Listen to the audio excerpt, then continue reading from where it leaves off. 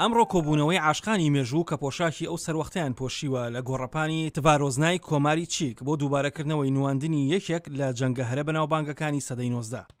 لە 2 مانگی 12 ساڵی 1805دا یەکێک لە شەڕەمەزنەکانی ناپلیۆن کە بە جەنگی سێ ئیمپراتۆر کە هێندە دوور نەبووە لە مۆراڤیانی ئەمڕۆی پایتەختی برۆنۆ لە کۆماری چیک کە بە گەشتداچوونەوەی ئیمپراتۆرێتی رووسیا و ئیمپراتۆرێتی ڕۆما مەزن بوو. سەرکەوتنی ناپلیۆن لەلایەن زۆرێک لە مێژونووسانەوە بە سەرنجڕاکێش و جێی سەرسوڕمان دادەنرێت.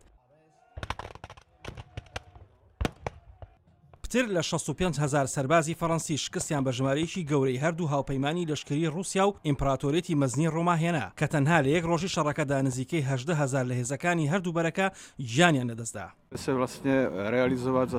ئێمە ئەمڕۆ تەنها بەشێک لەو جەنگە نمایش دەکەینەوە. شەڕی پراسێکی لۆک شەڕێکی یەکلاکەرەوە بوو. ئەم ساڵ خەڵک لایەنێکی دیکەی جەنگەکە بە چاوی خۆیان دەبینن و من پێشبینی ئەوە دەکەم ئەمەش بەهۆی باشی کەش و هەواوە. هەروەها دەتوانن وێنەی جوانیش بگرن.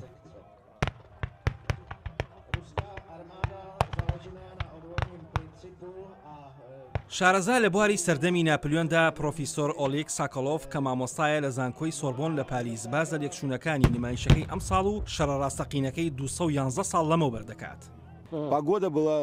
بە تەواوەتی ئەو کاتە لە کەشوهەوای ئەمڕۆ دەچوو تەنها لە کاتی بەیانیدا زۆر تەمومژاوی و سارتر بووە لەژێر سفرەوە بووە. ئەو کاتە تەمەکە گۆڕەپانەکەیدا پۆشیوە کاتژمێر 8 بۆ 8 و 30 بەیانی بەڵام خۆرەتاوێکی خۆش بووە وەک ئەمڕۆ. ئەم ساڵ زیاد لە 1000 کەس بە پۆشاکی سەربازیەوە کە لە 7 وڵاتەوە هاتوون و زیاتر لە 6 ئەسپ و 18 تۆپ بەشداریان کردووە لە خۆنمایشکردنەکەدا. ئاکتەری کەنەدی مارک شنایدەر کە ڕۆڵی ناپلیۆن بۆناپارت دەبینێت ئاماژەی بە بایەخی بۆنەکەدا. من لەو باوەڕەدام گێڕانەوەی چیرۆک و مێژوو بایەخی هەیە. من زۆر جار ئەوتە مەزنەی مێژووناس سانتانیا دەڵێمەوە کە دەڵێت ئەوانەی کە لە مێژووەوە فێر نابن مەحکومن بە دووبارەکردنەوە. گرنگ نییە ئاهەنگ بۆ مەرگ و جەنگەکە بگێڕین بەڵکو وەک بیرخستنەوەی مێژوو ئەگەرنا ئێمە ناتوانین خۆمان بۆ ئایندە ئامادە بکەین.